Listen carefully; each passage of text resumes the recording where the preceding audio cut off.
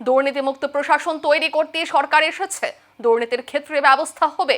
BJP আগে বলেছিল কয়েকদিনের মধ্যে সেই সিদ্ধান্ত কার্যকর হবে। আজ নবান্নে সাংবাদিক সম্মেলন করে জানালেন বঙ্গের মুখ্যমন্ত্রী শুভেন্দু অধিকারী। নবান্নে মুখ্যমন্ত্রীর সাংবাদিক বৈঠক। গতকাল তিলজলাতে যারা মারা গেছেন, গতকাল একটা তদন্ত কমিটির রিপোর্ট তলব করেছিলাম।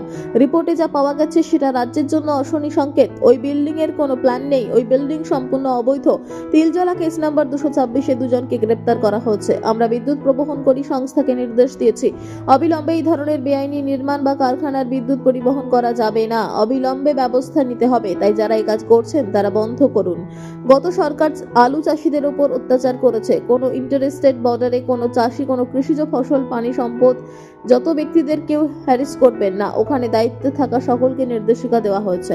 এই সরকার অনেক প্রত্যাশা দিয়ে এসেছে, দুর্নীতিমুক্ত প্রশাসন তৈরি করতেই সরকার এসেছে। দুর্নীতির ক্ষেত্রে ব্যবস্থা হবে, বিজেপি আগেই বলেছিল। কয়েকদিনের মধ্যে সেই সিদ্ধান্ত কার্যকর হবে।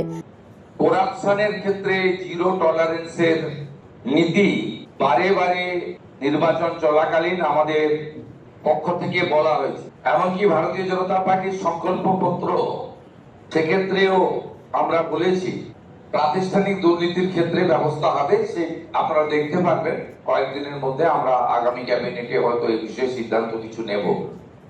তো সিদ্ধান্ত নয়, কার্যকর। আমরা যেটা আজকে সই করলাম, সিবিআই 4টি মামলা গত 4 বছর আগের মুখ্যমন্ত্রী, স্বরাষ্ট্রমন্ত্রী বিধায় আটকে রেখেছিলেন। প্রসিকিউশন বা চার্জশিটের ক্ষেত্রে স্যাংশন, অর্থাৎ যে সমস্ত আধিকারিকরা দুর্নীতিগ্রস্ত তাদের বিরুদ্ধে সিবিআই বা অন্যান্য কোর্ট নিযুক্ত তদন্তকারী সংস্থা তারা চার্জশিট দিয়ে তাদেরকে পানিশমেন্ট বা প্রসিকিউশন দেওয়ার ক্ষেত্রে স্যাংশন নিতে হয় আইন অনুযায়ী। বিদায়ী সরকার এবং বিদায়ী সরকারের মুখ্যমন্ত্রী তথা স্বরাষ্ট্রমন্ত্রী এই স্যাংশন আটকে রেখেছিলেন দুর্নীতিগ্রস্ত আমলা এবং আধিকারিকদের বাঁচানোর জন্য।